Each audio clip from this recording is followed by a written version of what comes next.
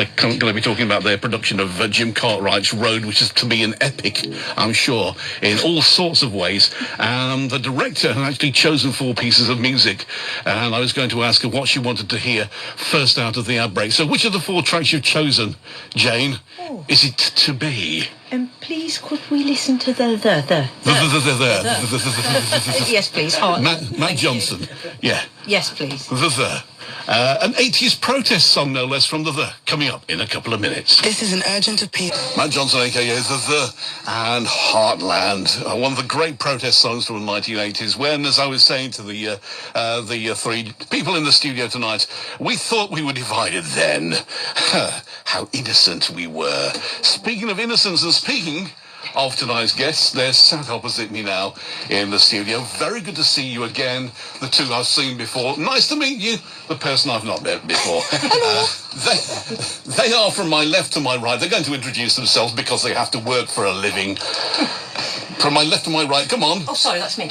My name's Jane Wilton. And you are? I am... What is your position within the company, apart from sat down right now? Yes, I'm sitting very comfortably. I'm directing Road for Belper Players. Oh, we'll talk about that in a second or two. In the middle there, we have... My name's Tracey Wilkinson, and I'm an actor with Belper Players, and I'm playing the part of Brenda in the play. And it's Tracey with an E, by the way. And on my right, we have... last but not least, Mick Horvath. I've got the pleasure of playing 3 characters, all very, very different. So Skin Lad, Bisto and Brian. Other gravy granules are, of course, available. Absolutely. We should say. Let's start with Jane Wilton, the director. Tell us a little about Road. It's a phenomenon. It was a theatrical phenomenon when it came out. It's been a theatrical phenomenon. Reading your updates on the rehearsals on Facebook for the past, year? How long have you been rehearsing it? I think we started doing this in, was it September? It was, I think, yeah. A luxurious ride into this one, haven't we, really? We don't normally get that a large amount of time, but due to other circumstances, we were able to start a little bit earlier, which was... It has really paid off, hasn't it? Yeah. Yeah, it has. Looking good. Tell us a little about the play itself. Tell us a little about the playwright. I know you know quite a bit about both. So tell us. A little bit. I've done a bit of research along the way. Well, basically, it debuted, I think it was in 1986, and it's a little look into people's lives in a rundown northern road. The play is narrated and taken along the route by a character called Scullery, a bit larger than life, cheeky rogue lad. And he takes us on a tour, and we look through the keyholes in people's, not just into the living rooms and kitchens, but into the whole lives. It's very raw, it's gritty, it's poignant, and it's very funny in parts as well. Yeah. A bit uncomfortable in parts, but very, very relevant. I seem to remember Scullery being played by Edward Tudor Pole. Yes. In the original, or one of the original productions, Edward Tudor Pole, a.k.a. Ten Pole Tudor. Yeah, that's right. Which brings in the musical connection. Yeah. Now, I know that music is incredibly important to you, Jane. Tell us how it shaped your vision of the piece. Well, yes, it is quite inspiring music is to me, and I'm a bit renowned for it now. These 2 will tell you what I'm like with it. Basically, I usually try and capture the mood of the play through using music, and it's often something that I'm quite familiar with.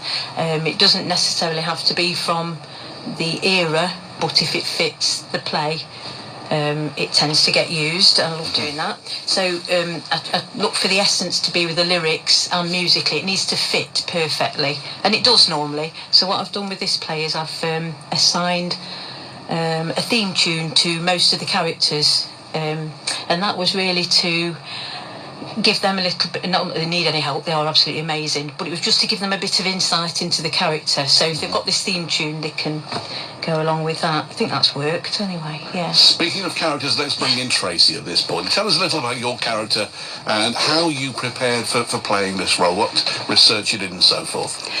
Well, my character's Brenda. She is a single mother. There's no sign of the man of the house. And she's got a daughter who's about 18, who she doesn't get on with very well.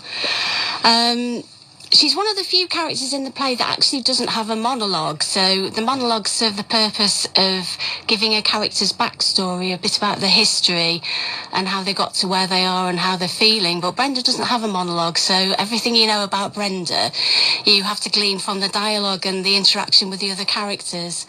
So she's in a bit of a sorry state. She's a bit of an alcoholic. She's very poor, as they all are on the road, and she has to scrabble for money and food and drink. She's always asking people if she can borrow cigarettes and if they'll buy her a drink. She's quite a sad character, but she's also quite funny as well. There's some very funny parts in the play featuring Brenda. As you say, very gritty. I think of Jim Cartwright and Andrea Dunbar, of Rita Sue and Bob too, as almost two sides of the same coin, or maybe one side of the same coin, in that they reflected the society of their day. They reflected what was going off in the absolute gutter of society. Andrea Dunbar, of course, grew up on the estate that she immortalised in Rita Sue and Bob too, and her other work. So they wrote about things that they knew, both Jim Cartwright and Andrea Dunbar. Let's hear from Jane which piece of music you attached to Tracey's character. Which one was it? Tracy's character, these are the 4 songs I couldn't fit in the play, by the way. I don't think I've got one. You have. You're part of everybody's song, Tracy. But I would like to, I have actually assigned you Friday night, Saturday morning by the specials, but we'll save that for being in the play. I don't want to do any more spoilers. Oh, Why? What you got to... Have I to ask you to reveal a spoiler? Is that... yeah, look what I've done now. No, you didn't hear that. No, that wasn't the song. It's quite... No. It's quite all right. There's a bloke with a dog listening somewhere in there. Don't mention dogs. Yeah, don't talk about dogs. Play the jam, Trev. That'd be a great one. We'd better let's bring in Mick at this point before he loses the will to live. Sorry, I'm just halfway out the door there. So. Big. Every time I see a report on Belper Players and on other dramatic incidents and occasions in Belper, you seem to be there. You seem to be an integral part of each and every production that I hear about and see reviewed. How long have you been a part of the Belper theatrical scene? Oh, so Belper, well, I've been part of the theatrical scene since I got back into it in 2009 with Derby Live, when they started up their community theatre. Of course, yeah, Pete Meeting. Absolutely, yes. Yeah. And with Belper, I think my first play was One for the Road, which incidentally, as well as having road in the title, Jane did direct, and was blown away with Jane's direction and the music content. It is second to none. It's sometimes you think, well, where's this going? But it absolutely works. So that was back in 2014, was it? Somewhere around there? Yeah, I think it's back into... So, yeah, around 5 years. And as you say, I've had the huge pleasure of being involved with Belper, as well as other theatre groups. Absolutely love it. I got the bug, as I say, back in 2009 when I got back into acting, and love it. Met a lot of fantastic people along the way, cast, crew, directors, better throw that one in. I absolutely love it. I thrive on it, and I... as part of a social, there is a job to do, so I take it very seriously, very passionate and very committed to whatever I do, whether that's a small or large role, it doesn't matter really. I think at that point we'll take a musical break, because we are heading for the 7:30 ad break. We'll hear the jam, and then we'll come out of the ad break on another song nominated by Jane Wilton, director of Road, which Belper Players will be producing shortly. For the meantime, Jane, Tracey and Mick, thank you very much. The jam from the 1977 album, This Is the Modern World, and here comes the weekend. Specific memory associated with that, Jane Wilton? Yeah, going out. Going out? Yeah, going out. What, out? Out. No, out. Yeah. Yeah, just going out. I just listened to the jam a lot when I was a youth. A youth? A youth. as we all did, listening to John Peel late at night as well, who introduced us to a lot of those bands. I'm so tempted when I come out of these songs to do a John Peel impersonation, but I won't. I'll say that after the ad break we have another musical memory from Jane Wilton, director of Road, which Belper Players are to be putting on shortly.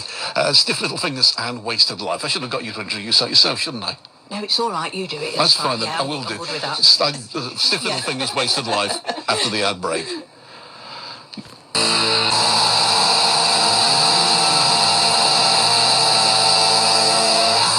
Stiff Little Fingers and Wasted Life, another classic from the 1970s. Jake Bird sounding so angry now there that when you see him now, it's a little bit of a shock now seeing Jake Bird. He looks like your Uncle Dave, doesn't he?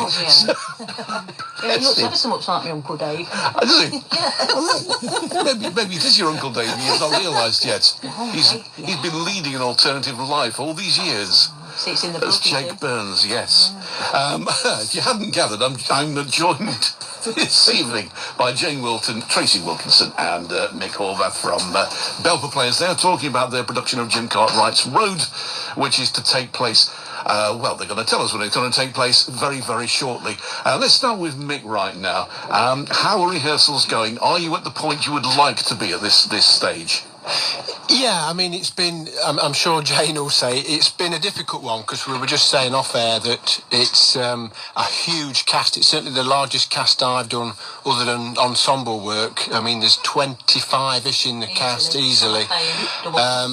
So that's always difficult when trying to get people available to every rehearsal, but it's going great now, absolutely brilliant. We're getting to the point which I like, where we're polishing things, which is brilliant. So everyone's fully committed and just really excited because can't believe it's the week after next. It's great. So yeah, and that adrenaline's really kicking in now. So I can tell. Let's talk to Tracey now. How's your character fitting in at this point? Have you got to where you'd like her to be? Yes, I think so. I think she's exactly where I'd like her to be. I think the cast have all done really well with their lines this time. Everybody seems to know their lines quite early on, and that makes a huge difference in being able to develop your character and interact with other characters. But yes, I think Brenda is definitely Brenda now, and we all tried on our costumes on Monday. We all came with our 80s hair and our blue eyeshadow, even Mick. yeah. And he's that looking makes a vision tonight, I have to say. Yeah. it's a good job they can't see us, really, isn't it? Yeah. No, I think that did make a difference. It definitely helps you get into character when you've got your costume and your makeup on. Oh, definitely. You can tell, yeah, from me as well. I think the slingbacks make my eyes. Not lovely. Yeah, I'd go for 6-inch next time. Beg your pardon. Moving on. I'm going to pull your mic fader down if you're not careful. It wouldn't be the first time. Let's restore a little order to the proceedings by talking to the director now at this point. Oh, okay. You'll be lucky. That's great. Mick's mentioned that there is around about 25 people in the cast. That must have made for a little bit of a logistical challenge. Tell us about how you faced that. Well, admin is not my greatest forte. No, we've heard. Yes, but somehow it all comes together. This is the person that got lost on the way to the studio, having been here before. Oh, that doesn't mean anything, honestly. Seriously, I've got geographical dyslexia. Anyway, but I'm all right with that now. I'm okay. Go everywhere via my mum's. At least you've got the chair pointed the right way. That's one thing. Is the mic okay, though? It's fine. Yes, just move a bit round and talk at the front. Talk at that logo on the front of it. Bit. Is that right? Yeah, anyway, what were you asking me? Sorry. These numbers in the cast. Numbers in the cast, yeah. Really must have presented a logistical challenge. Watch me lips. Yeah, watching. How did you face that logistical challenge, dear? I faced it with valour. Equanimity. Yeah, that's the one. Yes. No, it's been great, honestly, seriously. I mean, the play lends itself to it a little way, but I did say right from the beginning, although this play is written in what we might call vignettes, I do want all of you to come all the time because it's really important. It was very important from day one that we built a community and not a number of vignettes. Everybody needs to know everybody. So we did quite a lot of workshopping in the early days. And I think, like Tracey said, I've never been involved in a play where everybody's been off script so early, which means we're in a really fortunate position now. That's always a good sign because it means that the cast are so enthused about the piece. Yeah, they love that it. They've absorbed it. Yeah, they're off the book and they're up and running, and you're on to an absolute winner. Well, I have to. While we're on the subject of the cast, I just have to say what not only a massively talented cast we've been blessed with this time. Well, every time, obviously, but this time again. Cast and crew, they're very tolerant as well, very tolerant. They sort of get to know me now. But these vignettes are now, because of them, ready to sew together. They were tacked last week, but now we are putting stitches in it and we are sewing them together, and we can really see it coming together now. Dead excited. Any particular stitch? Cross stitch most of the time. I like herringbone or blanket stitch myself. Trevor, you would? Yeah. Blanket stitch. Do you know, it took me a year to tack a blouse at school. I don't think we ought to be talking to me about stitches. And you're wearing it now. Same one. 1974. And you look lovely in it, I have to say. Thanks. We have one more song to go. Tell us when Road is to be on. Tell us how people can get their sticky little hands on tickets. Admin's not before tea. This over to Tracey. It's on the 10th to the 13th of April. It starts at 7:30. Tickets are £10 and concessions are £8 for the first night only. You can go online and get your tickets from www.belperplayers.com, or if you telephone 07544 374 088, you can reserve your tickets on the telephone. And we have to say that it contains very strong language and adult themes, and it's not suitable for people aged under 16. One of the greatest pleasures of this play is being able to swear legitimately and with passion. And with passion and purpose. I've never said the F word so often and so loudly. If you don't like the F word, we use the word nincompoop quite a lot. But you become accustomed to it, and you don't notice it anymore. We've all been desensitised now, so I have to say, you should hear her off air. She's a positive, Like a true positive. Well, yes, that's Brenda all over. Yes, that's not the only thing that's all over Brenda. Well, we should You draw said it. draw this straight veil over that. So it's the when is it on again? It's the 10th to the 13th of April. That's a Wednesday to Saturday. There isn't a matinee performance because they're usually aimed at families, and so it's not really suitable. And it's belperplayers.com. All the W's are belperplayers.com. It is. And it's absolutely filthy, so go along and see it. unless you're 16 or under, in which case, no. Lie about your age. Yes, just, she didn't say that. You're not supposed to say things like that. Well, apparently sixth formers really like this play, and they're all it's on the syllabus, and they're always asking to do it because it's got so much swearing in it. Yeah. You can't beat a bit of filth. No. Absolutely not. I was saying that earlier on. Anyway, speaking of filth, back to Jane. He does know you well, doesn't he? I think it's something like the beans on toast, don't we? One final song connected with your production of Road. We'll remind people when to see it after this, and we'll also tell them again how to get hold of tickets, because that's why you're here after all. Well, it'd be nice to get a full house. It really would. It is worth seeing. The hard work that's gone into it would be brilliant. Seriously, anyone out there, Belper Players are an extremely talented company. Jane is an extremely talented director, and they're just a talented company. It's a wonderful play as well. I'm a huge Jim Cartwright fan, so do please go along and see it if you can. And get your tickets from allthews.belperplayers.com. Introduce your last song now, Jane Wilton. This is The Enemy. We'll live and die in these towns. Jane, Tracey and Mick, thank you very much indeed for joining us this evening. The best of luck with the run of Road. Cheers.